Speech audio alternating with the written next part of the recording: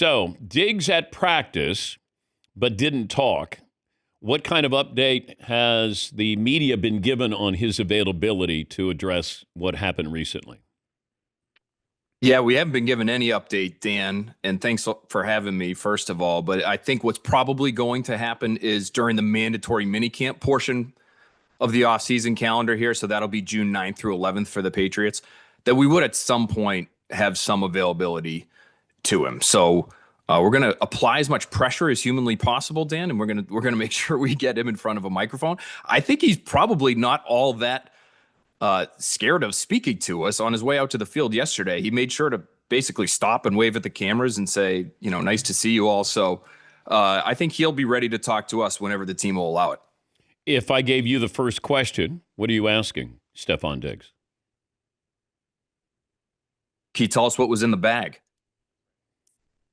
I think that to me is kind of at the crux of it. And I think his answer, Dan, while I wouldn't expect him to be all that forthcoming with us, we'll see, I think how he answers that question to Mike Vrabel could make a serious impact on their relationship moving forward. Mike is obviously a former player. He is not naive to what players might be doing on Memorial Day weekend when they're away from the team during the voluntary portion of the NFL calendar. But I think if you're going to start off on that kind of foot where he can tell if you are being dishonest with him, that you've been dishonest with him, that to me doesn't bode well for that relationship moving forward, as desperately as the Patriots need him. They need this guy. They need him to be on the field. They need him to be their best receiver, which to me is asking a lot for somebody who's coming off of his injury and is on the other side of 30. But that's sort of where they're at in terms of that receiver room and the talent offensively on the team overall. But I think that the answer to that question for Diggs to Vrabel and what was he doing on the boat and what kind of decisions were being made will be really critical for them. Is this a Patriots situation, or does this escalate that this is an NFL situation?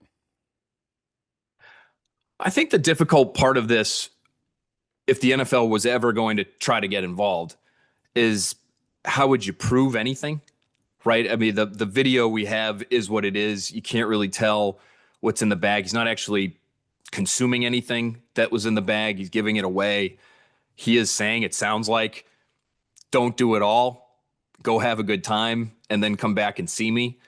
So, that doesn't sound great if you're the Patriots or the NFL, but I don't know how you would enforce anything other than maybe to use the league's broad powers of being able to punish these guys the way they used to without much in the way of evidence. But I think they've kind of gotten away from that, and they've wanted to rely more on, okay, if something happens, if law enforcement gets involved and they have been convicted of something, then we'll step in and we'll punish from there. I think they want to get out of the legal business, the law enforcement business, quite frankly. So I think this would, if anything, Dan, my guess is, because if you're Vrabel, you have to do something, I think.